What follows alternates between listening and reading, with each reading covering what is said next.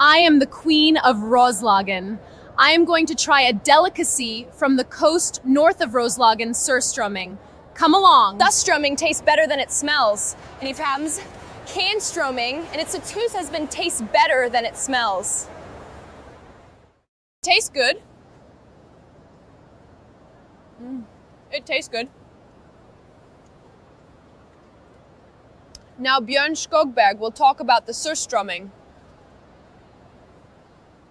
Surströmming, Swedish for saw herring, is a lightly salted, fermented Baltic Sea herring, traditional to Swedish cuisine since at least the 16th century. It is distinct from fried or pickled herring. The Baltic herring, known as strömming in Swedish, is smaller than the Atlantic herring found in the North Sea.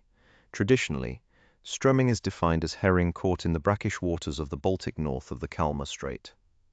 The herring used for surströmming are caught prior to spawning in April During and the May. production of surströmming, just enough salt is used to prevent the raw herring from rotting while allowing it to ferment. A fermentation process of at least 6 months gives the fish its characteristic strong smell and somewhat acidic taste. A newly opened can of surströmming has one of the most putrid food smells in the world. Even stronger than similarly fermented fish dishes, such as the Korean hongjoho, the Japanese kusaya, or the Icelandic hakal, making surströmming an acquired taste.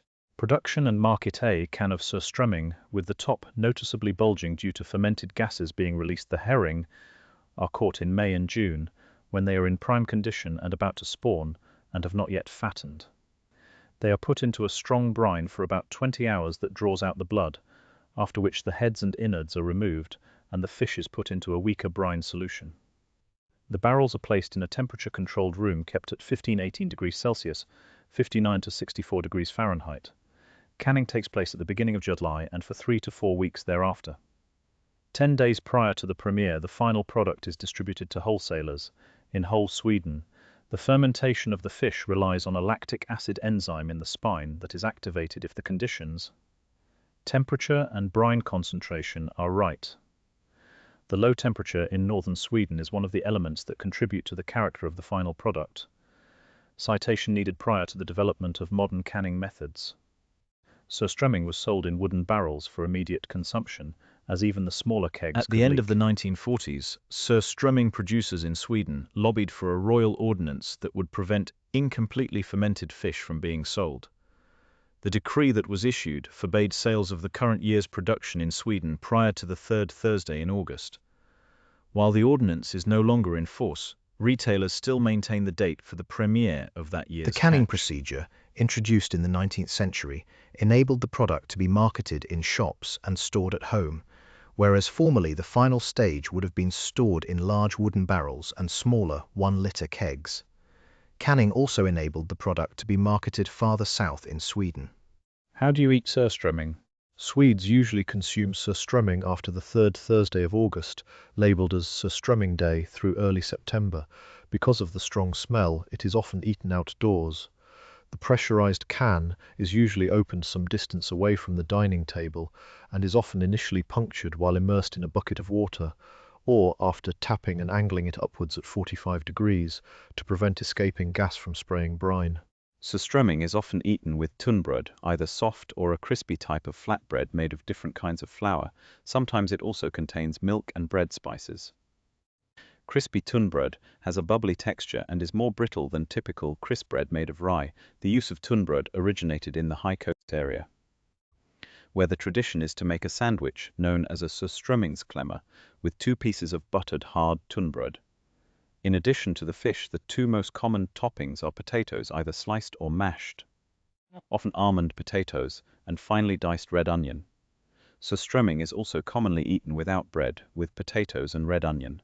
To counterbalance the strong flavor of the fish, Västerbotten cheese is sometimes added. In the southern part of Sweden, it is customary to use a variety of condiments such as diced red onion, gräddfil, fat fermented sour cream similar to smetana, or creme fraiche, chives, and sometimes tomato and chopped dill.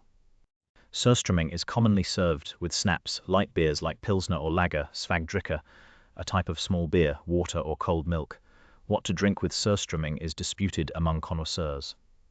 Surströming is usually served as the focus of a traditional festivity called a Surströming skiva. What can happen if you open a surströmming can in the wrong environment? Here are some examples. The rescue service in Germany has responded.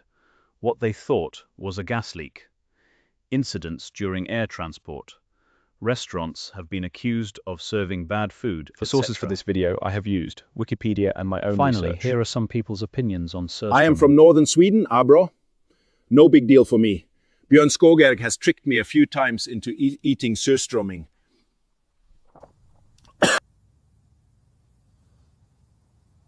Nah, fish and chips and beer are the things.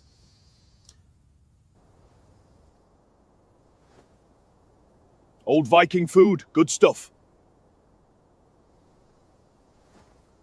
I haven't tricked anyone into eating surströmming. It's good food.